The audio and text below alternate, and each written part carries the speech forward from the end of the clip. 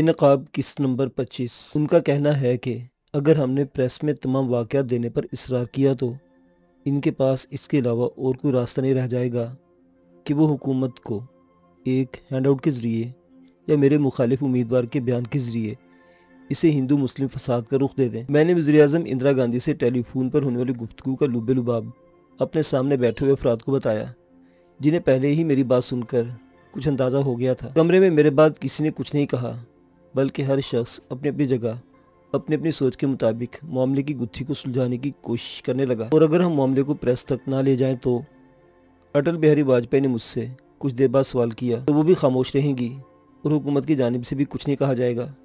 मैंने इंदिरा की पेशकश बतलाते हुए कहा, मेरे ख्याल में फ़िलहाल हमारे पास इसकी ब्लैकमेलिंग को कबूल करने के अलावा और कोई रास्ता नहीं है। मिसिज विजय लक्ष्मी पंडित ने जुबान खोलते हुए कहा, सलीम शेरवानी और दोनों पुलिस अफसरों से हमने टेलीफोन पर गुफ्तगू शुरू होने से पहले मुआवजत कर ली थी और वो तीनों बराबर के कमरे में अपने तलब किए जाने के मुंतजिर थे। मेरे ख्याल में अगर मराजी से भी इस सिलसिले में बात कर ली जाए तो ज़्यादा बेहतर होगा। मैंने कुछ देर बाद जब कुछ समझ में ना आया तो राय दी, इस बेवकूफ़ में अगर ज़रा सी भी कुव्वत फैसला होती तो ये दिन हिंदुस्तानी कौम को कभी ना देखना पड़ता। मिसिज विजय लक्ष्मी ने मेरे मशवरे पर अपनी राय का इजहार किया। मैंने वाजपेयी की तरफ देखा तो मुझे वहाँ भी कुछ ऐसा ही तासुर नजर आया। गुत्थी सुलझाने वाले दोनों अफराद एक बार फिर उलझ गए और मैं सोचने लगा, लोग रॉ के बारे में सही कहते हैं। इंदिरा ने अपनी 15 मिनट की गुफ्तगू में बहुत अच्छी तरह ये वाज़ेह कर दिया था कि इसे एक एक लम्हे की खबर है, यहाँ तक कि वो खबरें जो इस वक्त तक मुझे भी नहीं मालूम थी इंदिरा तक पहुँच चुकी थी। और ये खबरें पहुँचाने वाली कोई और नहीं बल्कि सिर्फ और सिर्फ रॉ ही हो सकती थी। रॉ यानी रिसर्च एंड एनालिसिस विंग का क़याम 1968 में अमल में आया और इसे अमेरिकन सीआईए की तर्ज पर तरतीब दिया गया था। बज़ाहिर ये वज़ीर-ए-आज़म की बराह निगरानी में काम करने वाला एक ऐसा शोबा था जिसका हेडक्वार्टर वज़ीर-ए-आज़म सेक्रेटेरिएट ही में था और वज़ीर-ए-आज़म को ही बैरूनी ममालिक से मुख्तलिफ ज़राए से हासिल होने वाली ख़बरों पर अपने तासुरात के साथ रिपोर्ट पेश किया करता था। लेकिन हकीकतन ये सीक्रेट फंड से चलाया जाने वाला एक ऐसा महकमा था जिसे इसराइल के तरबियत याफ्ता जासूसों की मदद से बैरूनी ममालिक में मुख्तलिफ लोगों के लिए बनाया गया था। इस महकमे ने पहली बड़ी कामयाबी बांग्लादेश में हासिल की थी, जहाँ इसने मुख्तलिफ ज़राए इस्तेमाल करते हुए नफरत की ऐसी दीवारें खड़ी की कि आखिरकार पाकिस्तान को 2 हिस्सों में तकसीम हो गया।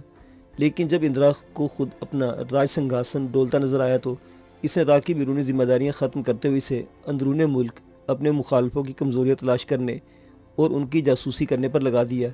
और इंतहाई जदीद खतूत पर मुनज़्ज़म की गई ये तंजीम एमरजेंसी में अपोजिशन के रहनुमाओं के असाब पर छाने लगी थी। बल्कि आखिरी दिनों में तो यहाँ तक हुआ था कि खुद इंदिरा के हमायती राह के नाम से खाइफ रहने लगे थे। अगर हमारे पास इसके मुतालबा तस्लीम करने के अलावा और कोई दूसरा रास्ता नहीं है तो फिर हम इंतज़ार किस बात का कर रहे हैं।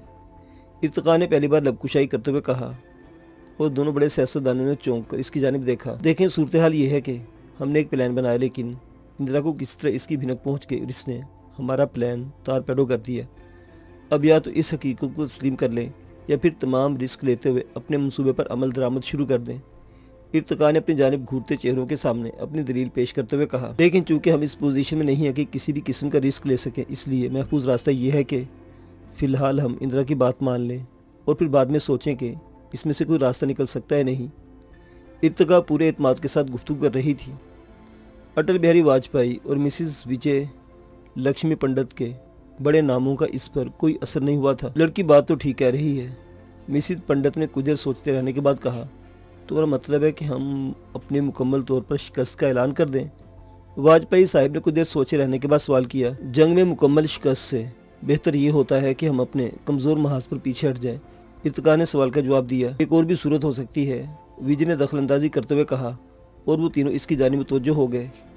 हम अपनी प्रेस कॉन्फ्रेंस ना करने की शर्त ये रखें कि छोटे राजा साहिब कांग्रेस और उनकी जानिब से दर्जशुदा तमाम FIR वापस ले लें। विजय की तजवीज़ से सबसे ज़्यादा खुशी मुझे हुई थी क्योंकि FIR की वापसी का मतलब था कि मुझ पर आयद इल्ज़ामात ख़त्म हो जाते और अगर इसने कहा कि जवाब में हम भी अपनी FIR वापस लें तब ये इर्तिका थी। तब हम पहले धमकी देंगे कि ऐसी सूरत में हम तमाम रिस्क लेते हुए प्रेस कॉन्फ्रेंस करेंगे और हम पर इस बात का कोई असर नहीं है क्योंकि हम समझ रहे हैं कि वो सिर्फ धमकी दे रही है और अगर वाक़ईतन उन्होंने ऐसा करना शुरू होता तो अब तक कर चुकी होती। विजय ने तफसील से अपना मतमा नज़र समझाने की कोशिश की। यहाँ तक तो तुम ठीक कह रहे हो कि फ़िलहाल वो सिर्फ धमकी दे रही है, लेकिन कोई और रास्ता न देख कर वो वही कर गुजरेगी जो कह रही है। मिसिज विजय लक्ष्मी पंडित ने कहा, इसीलिए तो मैं ये कह रहा हूँ कि जैसे ही हम इसे इस घेराव से निकलने का रास्ता देंगे, वो अपना एक पैदल पिटवाते हुए ये रास्ता इख्तियार करेगी।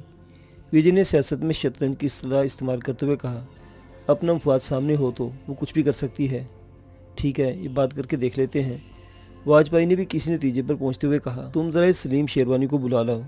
मिसिज पंडित ने विजय से कहा और अगले लम्हे वो कमरे से बाहर चला गया। सलीम शेरवानी और दोनों पुलिस अफसर कमरे में आए तो वाजपेयी साहब ने तर्जुमान के फ़राइज़ इंजाम देते हुए सलीम शेरवानी पर यह बात वाज़ेह की कि हम प्रेस कॉन्फ्रेंस इस सूरत में मुलतवी करने के लिए तैयार हैं अगर हमारे खिलाफ दर्जशुदा FIR वापस ले ली जाए। सलीम शेरवानी को इस पर कोई एतराज़ नहीं था, बल्कि अगर मेरा अंदाज़ा ठीक था तो वो इस बात से खुश हुआ था। FIR की एक तरफा वापसी का मतलब एक ऐसे शख्स की शिकस्त फाश थी जिससे अपनी दुश्मनी का इजहार वो मुझसे कर चुका था। अगर आप इजाज़त दे तो मैं वज़ीर-ए-आज़म साहिबा तक आपका ये पैगाम पहुँचा दूँ। इसने इजाज़त तलब की थी जबकि हम सब यही चाहते थे। फिर इसने हमारे कमरे से फ़ोन करने के बजाय दूसरे कमरे में जाना मुनासिब समझा, लेकिन जाते उसने दोनों पुलिस अफसरान को हाथ के इशारे से अपने पीछे आने से रोक दिया था। इसका मतलब है कि वो तन्हाई में इंदिरा को कुछ और भी बताना चाह रहा है। यकीनन हम सबके ज़हन में यही बात थी, लेकिन वो क्या कहेगा इस बारे में हमसे कोई भी ठीक से अंदाज़ा नहीं लगा सकता था। सलीम शेरवानी ने यहाँ आते ही 2 कमरे खाली करवा लिए थे। इनमें से एक तो वो था जो एयरपोर्ट पर खुसूसी मीटिंगों के लिए इस्तेमाल होता था और जिसमें इस वक्त हम 6 अफराद मौजूद थे, और दूसरा इसके बराबर सिविल एविएशन के किसी आला अफसर का दफ्तर था। हमारे यहाँ पहुँचने पर वो अफसर अपने कमरे में मौजूद था, लेकिन सलीम शेरवानी ने इससे कुछ देर दफ्तर खाली कर देने को कहा था। मैं भी कितना अहमक हूँ, अपनी मसरूफियात में मदन लाल के बारे में मालूम करना ही भूल गया, मैंने सोचा। लेकिन इससे पहले कि मैं वाजपेयी साहब से मदन लाल के बारे में गुफ्तगू करता, सलीम शेरवानी इजाज़त देकर कमरे में दाखिल हुआ। सिकंदर साहिब, वज़ीर-ए-आज़म साहिबा आपसे बात करना चाहती हैं। ये एक तरह से इशारा था कि वो मुझसे अलाइदगी में बात करना चाहती है। मैंने इजाज़त तलब करने वाली नज़रों से अपने साथियों की जानिब देखा और इन चारों ने नज़रों ही नज़रों के ज़रिए मुझे इजाज़त दे दी। सिर्फ इर्तिका की निगाहों में एक थोड़ा सा तज़ब्ज़ुब था। इजाज़त मिली तो मैं अपनी जगह से उठ गया। आइए, सलीम शेरवानी ने मुझे रास्ता देते हुए कहा और बाहर निकलते से दरवाज़ा बंद कर दिया, लेकिन दूसरे कमरे की जानिब बढ़ने के बजाय इसने मुझे वहीं रोक दिया। मैंने हैरत से इसकी जानिब देखा। मैंने वज़ीर-ए-आज़म साहिबा से कह दिया कि आप इससे कम किसी शर्त पर तैयार नहीं हैं और अब आप भी यही कहिएगा, इसने मेरे कानों के करीब सरगोशी के अंदाज में कहा और मैंने इस बात में सर हिला दिया। चंद कदमों के फासला तय करते हुए मैं इस शेषोपंज में मुब्तला था कि मुझे इस बात पर फ़ख्र भी करना चाहिए था या नहीं कि दुनिया की सबसे बड़ी जमहूरियत की वज़ीर-ए-आज़म टेलीफोन पर मेरा इंतज़ार कर रही हैं। बरसों पहले जब मेरे वालिदैन मुझे इस भरी दुनिया में तन्हा छोड़ गए थे, तब शायद किसी ने इस बारे में सोचा भी नहीं होगा कि आज का ये यतीम लावारिस बच्चा कल किसी वक्त वहाँ भी पहुँच जाएगा कि मोतीलाल नेहरू की पोती और जवाहरलाल नेहरू की बेटी इसकी टेलीफोन कॉल की मुंतज़िर होगी। जी, मैं सिकंदर अर्ज़ कर रहा हूँ, मैंने सलीम शेरवानी के बढ़ाए हुए रिसीवर को हाथ में लेने के बाद कहा। तुम्हारी शर्त सलीम ने मुझ तक पहुँचा दी है। फ़ोन पर इंदिरा की आवाज़ गूंजी। 1 घंटे के अंदर अंदर ये दूसरा मौका था कि मैं बराह रास्त इनसे मुखातिब था। जी, मैंने मुख्तसर गुफ्तगू पर इक्तफ़ा किया, ये जानने के बावजूद कि इससे तुम क्या फ़वाइद हासिल करना चाह रहे हो। मैं तुम्हारी शर्त को इसलिए कबूल कर रही हूँ कि दूसरी सूरत में हज़ारों नहीं तो सैकड़ों जानें ज़ाया होने का ख़तरा है। इंदिरा ने हमारा मुतालबा तस्लीम कर लेने की बात की तो मुझे अपना खोया हुआ एतमाद बहाल होता हुआ महसूस हुआ, लेकिन मैंने कुछ कहने से इसलिए एतराज़ किया कि कहीं गुफ्तगू के दौरान मेरी ज़ुबान से कोई गलत बात न निकल जाए। तुम अभी सियासत में नोआमूज़ हो, इसलिए मैं एक सीनियर की हैसियत से तुमसे एक बात कहना चाह रही हूँ। मेरे खामोश रहने का फ़ायदा उठाते हुए इंदिरा ने कहा, जी फरमाइए। मैंने इनके अदब को मलहूज़ रखते हुए कहा, सियासत में अगर ज़ाती मुफाद पर इज्तिमाई मुफाद को तरजीह दोगे तो बहुत आगे जाओगे, लेकिन ऐसा नहीं हुआ तो सिर्फ चमक कर रह जाओगे। मैं इसकी इस नसीहत पर बहुत कुछ कह सकता था, लेकिन थोड़े से अरसे में मुझे में इतनी मुनाफ़कत तो ज़रूर आ गई थी कि मैंने कोई तंज़ किए बगैर कह दिया, आपकी ये नसीहत मैं हमेशा याद रखूँगा। तुम्हारी कामयाबी की पेशगी मुबारकबाद देते हुए मैं एक बात और कहना चाहूँगी, और वो बात यह है कि कांग्रेस के दरवाजे तुम जैसे नौजवान के लिए हमेशा खुले रहेंगे। ये एक ऐसा फिक्रा था जिस पर मैं खुद को जवाब देने से नहीं रोक सका। इंदिरा जी, अगर आप नाराज़ ना हो तो एक बात अर्ज़ करूँ। हाँ हाँ ज़रूर, इसने फ़ोन पर ऐसे कहा जैसे कोई बुजुर्ग किसी बच्चे की फरमाइश पूछ रहा हो। मेरा सियासत से दूर दूर तक का कोई नाता नहीं था, लेकिन आपके होनहार साहिबजादे ने मुझे इस मैदान में धकेला है। मेरे जज्बात पर से लगाम हटी तो मैं बोलता चला गया। अब मेरी ज़िंदगी का अगर कोई मकसद है तो सिर्फ इतना कि संजय जैसे जालिमों को कैफरे किरदार तक पहुंचाऊं, और बस। मुझे तवक्को थी कि इतनी तल गुफ्तगू के बाद शायद वो बगैर कुछ कहे फ़ोन रखते, लेकिन ऐसा नहीं हुआ। बात दरअसल ये है कि सिकंदर, सियासत में कोई चीज़ हतमी नहीं होती।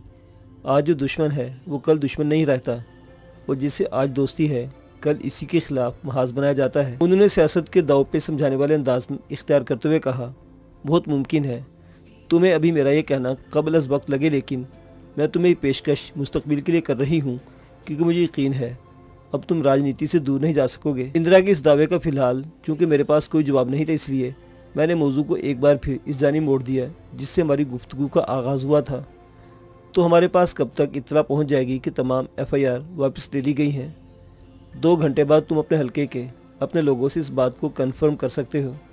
उन्होंने वक्त का तयन करते हुए कहा, मुमकिन है कि 2 घंटे से पहले ही मेरा कोई आदमी तुम्हें फ़ोन पर यह कन्फर्म कर दे। इंदिरा जी ने गुफ्तगू को समेटते हुए कहा, और फिर हमारी गुफ्तगू ख़त्म हो गई। मुबारक हो। क्रेडल पर रिसीवर रखते ही सलीम शेरवानी ने मुसाफिर के लिए हाथ बढ़ाते हुए कहा, सिकंदर साहिब, आज आपने एक बहुत बड़े मूजी को बिछाड़ा है। अकेले में इसने अपनी खुशी छुपाने की कोशिश नहीं की थी, और अगर इसने अपने लीडर की बात मानने से भी इनकार कर दिया तब मैंने एक उभरते हुए खदशे के पेश नज़र कहा, तब वो हमेशा हमेशा के लिए अपने मुस्तकबिल को तारीक कर लेगा। इसने किसी ताख़ीर के बगैर जवाब दिया और हम बाहर की जानिब चल पड़े। उन्होंने 2 घंटों की मोहलत मांगी है। मैंने अपनी जानिब उठने वाली सवाली नज़रों का जवाब देते हुए कहा, ठीक है तो हम यहाँ से चलते हैं। वाजपेयी साहिब ने अपनी जगह से उठते हुए कहा, सिकंदर, तुमको अस्पताल में दाखिल होना है।